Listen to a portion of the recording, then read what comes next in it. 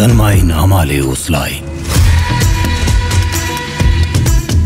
रगत उम्लियो जसको।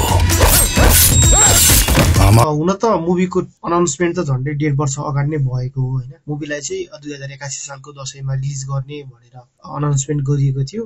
त्यो अनाउन्समेन्ट भिडियोको लागि मात्र भनेर नै फाल्टै सुटिङ पनि गरिएको हामीले धेरैवटा क्लिपहरु त टिकटकमा देखेकै थियौं हैन। इभन जुन अनाउन्समेन्ट भिडियो ड्रप भएको थियो त्यो पनि एकदमै पुरा ग्रान्ड थियो हैन। अनेस्टली भन्नु पर्दाखेरि सन्तोष सेन जतिको चाहिँ डाइरेक्टर नेपाली फिल्म इन्डस्ट्रीमा अझै खाँचो छ जस्तो मलाई लाग्छ। किनभने जुन हिसाबले अहिले ट्रेन्ड चलिरहेको छ मास सिनेमाको, नेपाली दर्शकहरू एकदमै आकर्षित हुनु भएको छ। त्यो खालके टेस्ट चाहिँ दिनलाई खोज्नुहुन्छ भनौं न।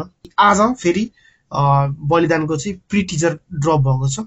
यानि कि सबीर भट्टको जन्मदिनको अवसर पारेर उहाँलाई चाहिँ जन्मदिनको ट्रिब्युट दिने हिसाबले चाहिँ थोरै ग्लिम्स चाहिँ ड्रप गरिएको छ।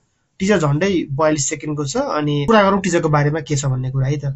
सो सबैभन्दा पहिले चाहिँ सबीर भट्टलाई उहाँको जन्मदिनको अवसरमा उहाँलाई धेरै धेरै शुभकामना दिन चाहन्छु म। र यदि तपाईहरु पनि सबीर भट्टको फ्यान हुनुहुन्छ भने कृपया कमेन्ट बक्समा उहाँलाई विश गर्न नभुल्नु होला भन्न चाहन्छु म है त। टिजर हेर्दाखेरि चाहिँ एकदमै ग्रान्ड देखिन्छ पनि। जुन हिसाबले सन्तोष सेनले सबीर भट्टलाई प्रेजेन्ट गर्नु भएको छ नि त्यो देखिन्छ हैन।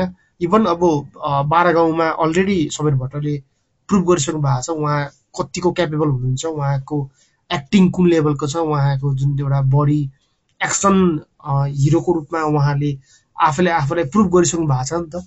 सो त्यही कुरालाई अझै एक लेभल माथि पुर्याउने काम चाहिँ सन्तोष सेनले गरेको देख्छौं हामीले टिजरमा चाहिँ।